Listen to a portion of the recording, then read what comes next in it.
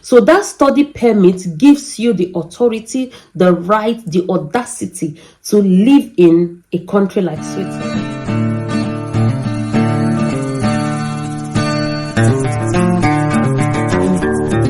Hello guys, and welcome back to my channel. It's me, it's your girl Wendu. Thank you so much for stopping by. I am so grateful that you were just passing by on the street of YouTube and you saw the notification, or you saw the thumbnail, or you saw the title and you decided to click on this video. I don't take it for granted. Thank you so much. But don't make it your last. Click on the subscribe button, turn on the notification bell so that you get notified whenever I drop a video. Okay, the second set of people, if you know you came to this video because of the talk I did with Waka Waka Doctor on his Instagram live, or on the one he dropped on his YouTube channel, I appreciate you so much. Turn on the notification bell. I'm going to be bringing you a lot of Swiss content, and I'm sorry I don't drop like 2-3 videos every time because I have to do my research. I'm busy. I am a mother, I'm a student, I'm a friend, I'm a sister, I am every other thing in between the lines, you know. So thank you so much. If you're my returning subscriber that always sees my notification and deem it fit to watch my video and leave a comment, thank you so much. I heart you. So because of the video I made with Waka Waka Doctor, I got a lot of people coming to my Instagram sending me email of questions, and I chose not to answer. Some people I answered them already, but I just thought to myself it would be better because most of the questions were similar, and I thought it would be better for me to just compile the questions and do like a question and answer for international students or people that are looking for a way to come into Switzerland through study visa. So hence the reason for this video. So if this is the kind of video you want to watch, please click on the subscribe button, turn on the notification bell so that we start up. Remember, you are responsible for your own happiness. So welcome back. So thank you so much. The first question I'm going to be answering, I have a list here of all the questions that I compiled. You know, I don't like my videos to be too long, so I have a list that I compiled of all the questions I'm going to be answering in this video. If there are more questions to come, I'm going to do another video and share my honest opinion as the right opinion, and my honest opinion. I like to research on some of the questions, some of the things I put out here. I don't just put out because I want to put out the content. I love to take my time to write out, file out, type out, but most times it's easier for me to write. So if I don't answer your question in this video, I'm sorry. I'm going to be doing another one, and I hope I'll get to your question. This video, the lighting might be going up and down because I'm just by the window here. We're using the natural light. We're using the natural light. So the first question I'm going to be answering is, what is the difference between student visa and study permit?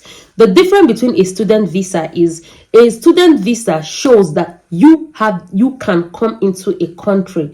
It gives you the authority to come into a country. It doesn't mean that if you have a student visa and you arrive at the airport, the custom don't have the right to say you're not coming in, they will send you back. They have every right. So student visa just shows people at the airport, the custom, the check-in staff, the every other person at the airport that you are authorized to come into a country like Switzerland. So once you come into Switzerland, then you go to the canton or the Gemeinde or where a permit is issued to you, and they will issue you a study permit. So that study permit gives you the authority, the right, the audacity to live in a country like Switzerland. So your student permit gives you the right, the audacity, the effrontery to live in Switzerland. So that is the difference between a visa, because most times some people are studying and their visa is expired, but they still have a valid permit because your visa brings you in while your permit keeps you in. Correct. So, and in that visa, we have two types of visa. We have the C visa and the D visa. The C visa is a short-term visa that is valid for 3 months. So you're coming to learn a language, coming for seminar, coming for training, coming for every other thing that is within that 3 month window. You get the C visa. While the D visa, if you're coming to do your master's, PhD, bachelor degree, it lasts for up to a year because you have to renew every year. That is your D visa. So another question I have here is, should foreign students work more than 20 hours according to my video? No. When you work more than 20 hours, you're violating the condition of your visa. And that is what you don't want to do, because remember, if you're doing a 2-year program, every year you have to go to renew your visa. And when they see that you're supposed to work for 20 hours and you're working 40 hours, these people are smart. Don't play that game. Just stick to what you're supposed to work for. When you are not in section, you can work, you can burn yourself out and work as much as you can. But during the school or study semester time, try to stick to 20 hours as much as possible. Yeah, so another one asked me is, can I come to Switzerland with my pregnant wife, and does my child get a Swiss passport when I come to Switzerland to study? And that question, and the answer to that question is an absolute no. A child born in Switzerland does not obtain Swiss passport by right of birth. No. So you're going to have your child here, but your child is going to be having a Nigerian passport if you're coming from Nigeria, a Kenyan passport if you're coming from Kenya, a Ghanaian passport if you're coming from Ghana. So that is what you should keep in mind. Another question, someone asked me, can I travel to the UK from Switzerland with a student visa or student residence permit? No, you cannot do that. You know the reason why? Because the UK is not part of the European Union and is not part of Schengen. Switzerland is not part of the European Union, but is part of the Schengen. So how is the movement going to be? So before you can travel to US, Canada, UK, you need to go to the embassy to apply for visa. There are other countries that you can get a visa at the airports, at the point of entry, but you can go with your student visa, then they issue you passport at the airport. So you need to check for that country. Some countries, I know, like maybe Dubai and Turkey and all these other countries, they issue visa at the airport, or you have agencies that work at the airport, local airport, that issue visa there.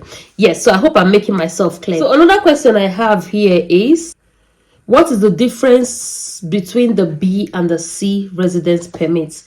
So another question I have here is the difference between a C residence permit and a B residence permit. You remember I told you about the C visa and the D visa. We have now the B residence permit and the C residence permit. The B residence permit is valid for 1 year, is when you're resident, not a study permit. This is a resident, you're resident in a country.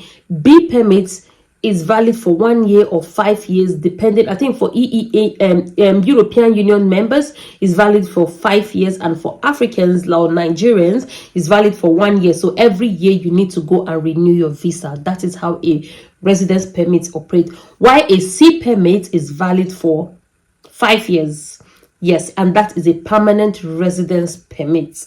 So the B permit is your residence permit. It gives you the right to reside in Switzerland if you didn't come here as a student, like you came here to work or came to join your spouse. You get a B permit and it gives you the right to be resident in Switzerland. Why the C permit gives you a permanent residence, and that permanent residence gives you the right to be permanently placed in this country, which is a privilege. Yes. The other question I have is, how can I get an accommodation when I come to Switzerland and I don't know anybody? Before you come to Switzerland, there are Airbnb. Everybody know about Airbnb. You can check for Airbnb. There are hostels where you can share hostel with people before you get a studio apartment or a student apartment.